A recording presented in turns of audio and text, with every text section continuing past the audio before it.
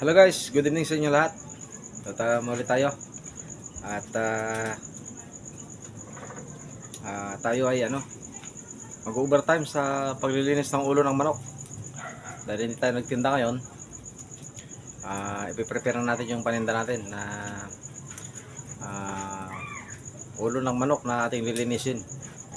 Ngayon, share ko rin sa inyo kung paano yung iba pang way ng paglinis ng manok upang lalong ito ay mas maganda, mas malinis at mas quality yung kanyang pagkakagawa.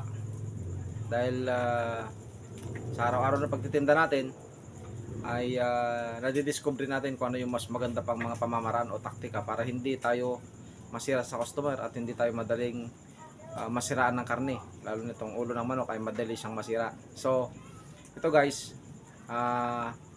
tapusin nyo ang video ito at isi-share ko sa inyo ng buong detalye yung mga taktika ng pagproseso ng ulo ng manok upang sa gayon ay kung kayo ay may planong mag tinda ng ganitong klase ng uri ng hanap buhay, yung pritong ulo ng manok, ay magkakaroon kayo ng idea. Pero hindi ko sinasuggest sa inyo na ganito karami yung inyong gagawin na paninda. Pwede kayo mag-start sa 1 kilo, 2 kilo o 3 kilo lang. Kasi itong ating gagawin ay pang 15 kilos ito. Isang bag ito guys na ating biniling ulo ng manok. Kaya panoorin nyo ito hanggang sa huli. Tapusin nyo ang video ito. Malaking makakatulong sa inyo ito upang sa gayon na magkaroon kayo ng idea. Nang sa gayon, hindi kayo magaya sa akin na noong una ako magtinda ng ulo ng manok. That time kasi barbecue pa. Pwede nyo rin itong gawin na proseso sa ulo ng manok kahit kayo ay nagbabarbecue or nagpiprito ng ulo ng manok. So tara guys at umpisahan natin. Tara.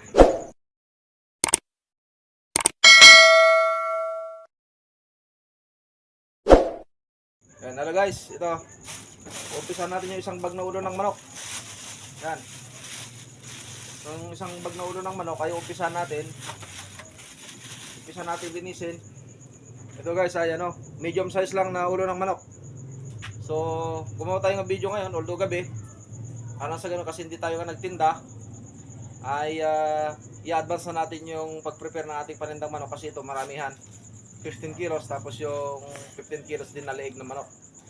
So yan, tuturo ko sa inyo kung paano yung iba pang proseso nito para mas maganda yung proseso ng ulo ng manok na ating paninda. Ayan guys, umpisa natin linisin. Ayan guys, patanggalin yung ulo, yung tinik o yung yung dila. Tapos guys ito, ihiwain natin dyan. Para na sa gayon, pag iniwan natin dito, ay tapos pag hinugasan natin, pipigayin natin yan para matanggal yung parang pinakasipon niya dito sa kanyang ilong. Ayan. Ayan guys, ganun ang gagawin natin. Tapos tanggalin natin itong dila. Tapos saka natin hihiwain sa gitna. Ibubuka natin yan, tapos saka natin pipisilin dito sa may ilong na yan para matanggal yung kanyang pinakasipon. Kasi hindi ganun ang dating proseso natin. Ayan. So ganun ang gawin nyo guys kung sakaling kayo ay magtitinda ng pritong manok. Hiwain nyo rito. Ganyan. Pipisilin nyo dito sa ilong na ganon. Dito. Pipisilin nyo sa ilong para matanggal yung parang pinakasipon niya. Ayan.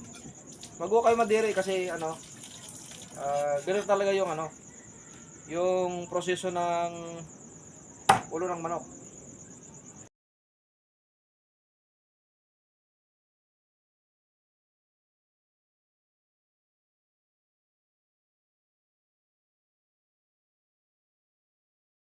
Natin yan.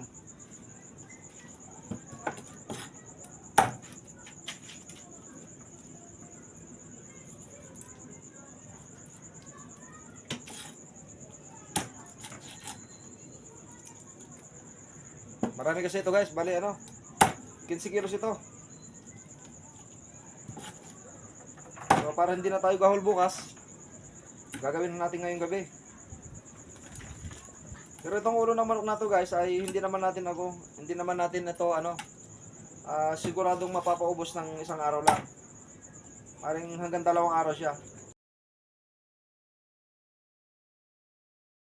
So ngayon ito ay hihiwain natin dito sa may ngalangala.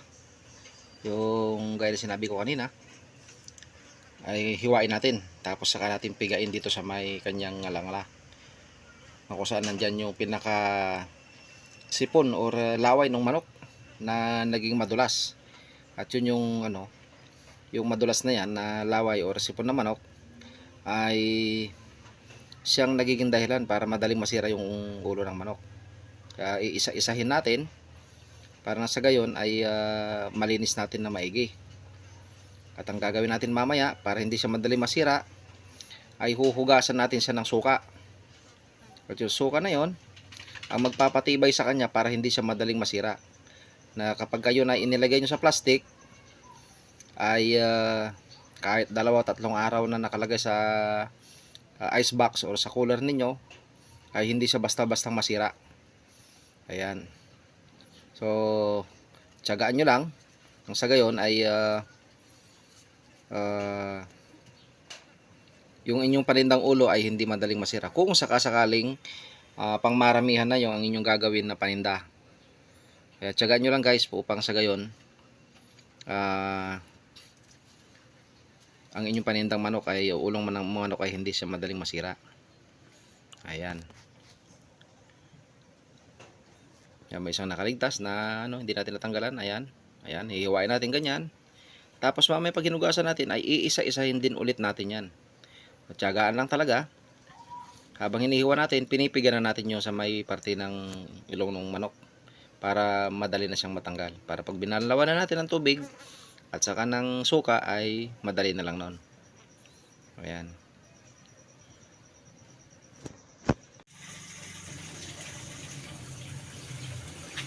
Ayan guys, kumuha na tayo ng suka. At nabanlawan natin itong ulo ng manok. Ayan, ganyan karaming suka yung ating ilalagay. Sukang ordinary lang yan, yung tinitimplang suka. Ayan. At para na sa gayon ay hindi masira yung ulo ng manok natin. Nag-add tayo ng konti kasi medyo parang kulang. Ayan. Ang gagawin natin, nalagay na natin yung suka na yan. Halo-haluin natin, lamasin natin yung ulo ng manok para matanggal yung kanyang dulas at saka yung kanyang lansa. Ayan, kaya sa gayon guys, sa pamamagitan ng suka na yan ay hindi basta-basta masira po ang inyong panindang ulo. Kahit na-stockin nyo yan ng 2 hanggang 3 araw, basta tatabunan nyo lang ng tatabunan nyo lang ng yelo. Parang sa ganun ay hindi rin, kahit na mayroong suka, kung hindi nyo rin tabunan ng yelo, siyempre masisira din. So isang pamamaraan lang yung na yan, suka na yan para. Kaya guys, yung suka na yan ay ay isang paraan yan para yun nga, hindi madaling masira yung ating paninda. So yan, haluin natin ng haluin hanggang sa yan ay makita natin na nag-iba na yung itsura ng manok kasi nag-iiba yan parang umaalas na siya. Ayan.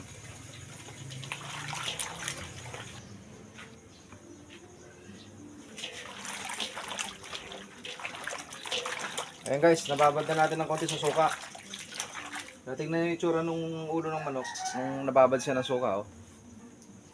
Oh, may itsura niya. May itsura niya guys. Parang medyo namaga siya. Ayan guys. Malambot yung balat niya. Kahit kurutin mo lang. Ayan So, siyempre, babanlawan din natin ng tubig. Yan yung taktika guys.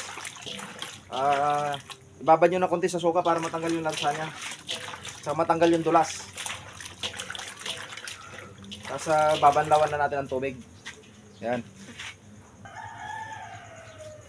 Guys, ano natin dito sa lababo. Patiktik natin. Yan. Patiktik natin dito sa lababo. Ayan. Kaya taktika guys ng pagproseso ng ulo ng manok para malinis.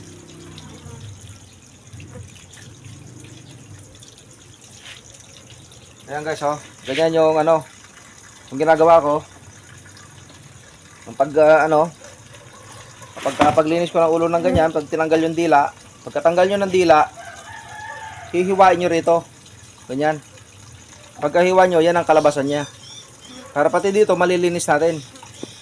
Kasi nandito sa may ilong yung, ano, yung parang pinakasipon ng manok. Yan.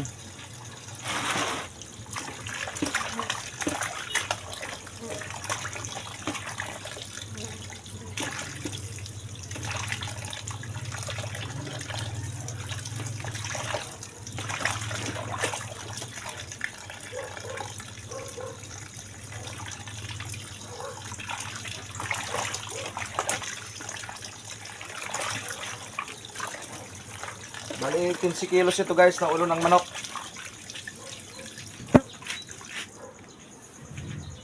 So ganito lang yung prosesong ginagawa natin para malinis yung ating panindang ulo ng manok guys. So siyempre, pag bumili kayo ng ulo ng manok para hindi hassle, iwasan nyo makabili ng yung mabalahibo. Kung kaya nito, may pa isa-isa, madali lang siyang tanggalin. Sa pag binabad mo sa suka yung ulo ng manok, mas madaling tanggalin yung mga natitirang balabalahibo. Yan o. Yan o.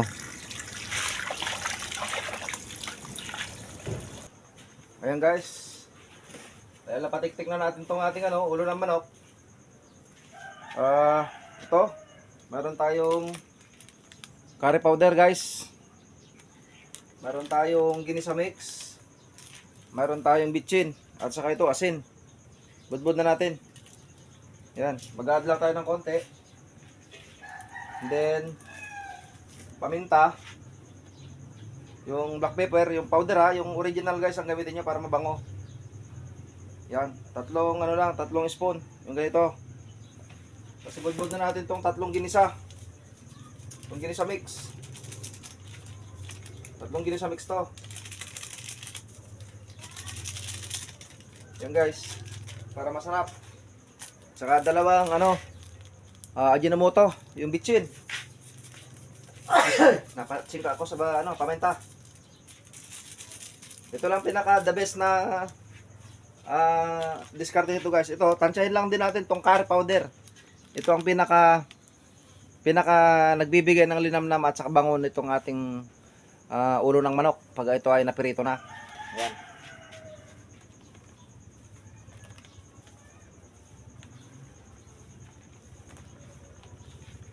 Ayan guys, ganyan lang.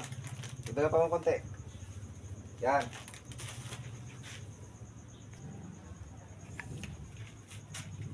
Ito naman guys, meron tayong bawang. Bi-blender natin. Tapos yung blender, nilagyan natin ng kaunting tubig. Ayun. Bi-blender natin yung bawang na yan. Panglagay natin dito sa ulo ng manok.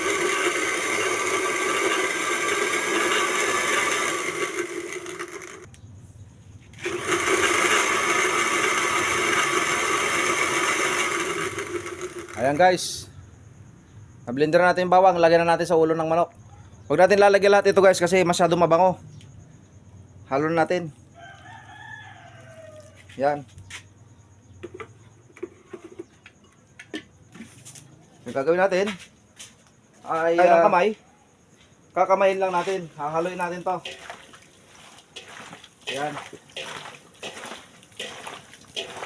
Yan ang taktak guys para masarap yung ating panindang ulong manok.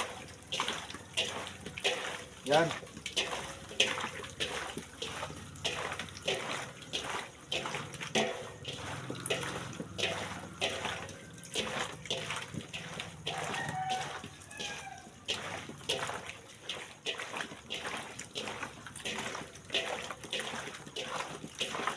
Para masarap siya at saka mabango. Para may quality yung ating paninda. Kasi yung asset natin dito ay yung unang tikim lang ng isang customer na magustuhan yung paninda natin. Siguradong babalik-balikan nila tayo. Ayan. Pwede natin yung plastic. Ito guys, pa-plastic na natin yung ating na ulo ng manok. Yan. Ganyan lang guys, ang taktika niyan. Napakabango niyan guys, pag mayroong curry powder at saka paminta, bawang, ginisa mix at saka bitsin. Ganyan lang ang